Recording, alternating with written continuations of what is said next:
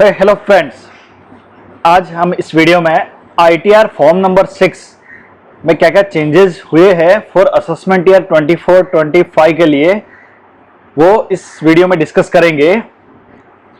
जो चेंजेस 24-25 के लिए एप्लीकेबल होंगे, सबसे पहले आईटीआर फॉर्म नंबर 6 किसको एप्लीकेबल होता है?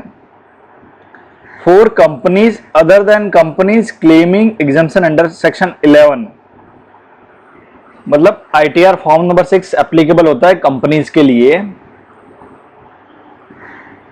लेकिन जो कंपनियां सेक्शन 11 में एग्जम्पशन क्लेम कर रही है उनके लिए आईटीआर फॉर्म नंबर 6 नहीं होता है। अभी देखते हैं वन बाय वन क्या क्या चेंजेस आए हैं असेसमेंट ईयर 24-25 के लिए। सबसे पहला ड्यू डेट। आपको ड्यू डेट सेलेक्ट करना होगा 31 अक्टूबर है कि 31 नवंबर है। Due date for filing return of income drop down to be provided, तो आपको सेलेक्ट करना होगा ड्यू डेट। ठीक है, उसके बाद नेक्स्ट चेंज आया है legal entity identifier detail mandatory if refund is 50 crore और मोर। उस केस में आपको एलईआई नंबर और उसका वैलिडिटी डेट आपको फिल करना होगा। नेक्स्ट चेंजेस है whether you are recognised as MSME. अगर आप एमएसएमई में रजिस्टर्ड है तो आपको यस करना है, अदरवाइज नो करना है। अगर यस करेंगे तो आपको रजिस्ट्रेशन की डिटेल प्रोवाइड करनी होगी। If yes please provide registration number allotted as per MSME act 2006। तो ये एक चेंज है।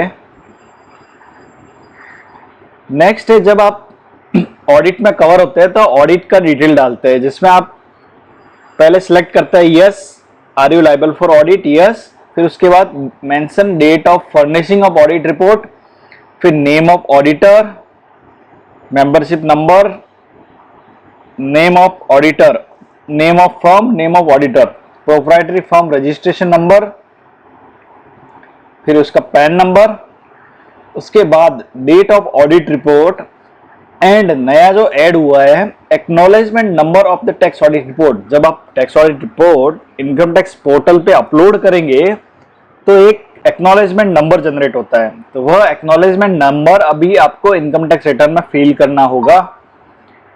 एंड यूडीआईएन भी आपको रिटर्न में फिल करना होगा। तो ये दो डिटेल आपको एडिशनली प्रोवाइड करनी होगी, acknowledgement number of tax audit report and UDIN number.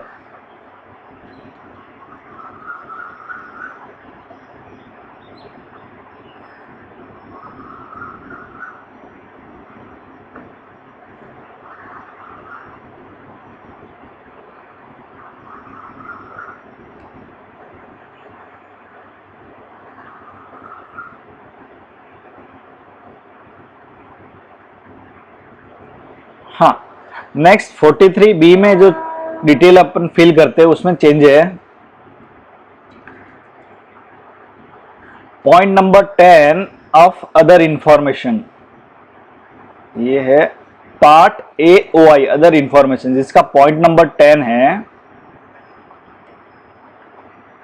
Point number 10, any amount disallowed under section 43B in any preceding previous year but allowable during the previous year। मतलब जो आपका opening balance है पिछले सालों में, पिछले साल या उसके पिछले सालों में डिसअलाउ हुआ था लेकिन इस साल अलाउ होना है, तो वह आपको कॉलम नंबर 10 के H में फिल करना होगा। क्या detail? any sum payable to a micro or small enterprise beyond the time limit specified in section 15 of the MSMED Act। तो वह आपको इसमें कॉलम H में फिल करना होगा 10H। फिर 11 नंबर है टेबल अदर इंफॉर्मेशन का, जिसमें any amount debited to profit and loss account of the previous year but disallowable under section 43B। Means इसका मीनिंग होता है कि जो आपने स्टैट्यूटरी लाइबिलिटीज है 43B के हिसाब से जो आपका 31 मार्च को आउटस्टैंडिंग है एंड आप उसको रिटर्न फाइलिंग की ड्यू डेट तक पे कर देते हैं तो आपको वह अलाउ हो जाता है। अगर नहीं करते हैं तो वह डिसअलाउ हो जाता है।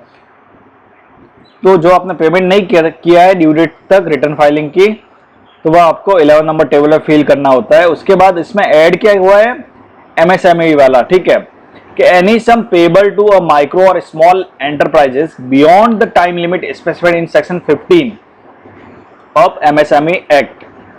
तो जो एमएसएमई का माइक्रो और स्मॉल एंटरप्राइजेस को पेबल आ रहा है 31 मार्च को, अगर वह आपने as per time limit specified in section 15 payment नहीं किया है तो वह आपको डिसअलाउंस में लेना होगा इधर 11H में, ठीक है। तो ये दो नए चेंजेस है अदर इंफॉर्मेशन में 10 नंबर टेबल में और 11 नंबर टेबल में, ठीक है।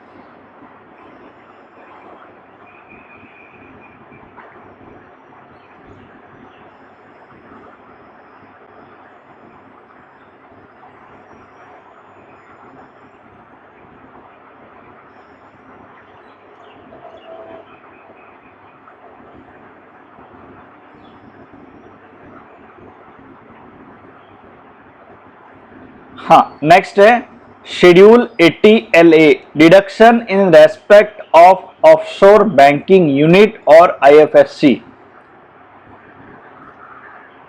तो अगर आपकी यूनिट IFSC में है, ऑफशोर बैंकिंग यूनिट है, तो आपको अगर डिडक्शन क्लेम कर रहे हैं 80LA में, तो आपको ये डिटेल फिल करना होगा। Entity type, type of income of unit, authority granting registration, date of registration, registration number, first assessment year during which deduction is claimed, amount of deduction claimed for current assessment year. तो ये सब detail आपको provide करनी होगी schedule 80LA में।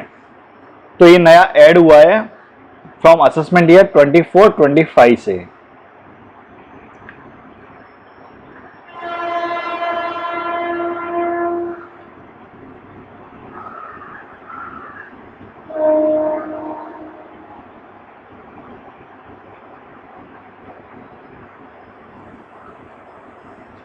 Next and last change है bank account की detail आप फिल करते हैं रिटर्न ऑफ इनकम में, तो अभी एक नया कॉलम ऐड हुआ है टाइप ऑफ अकाउंट।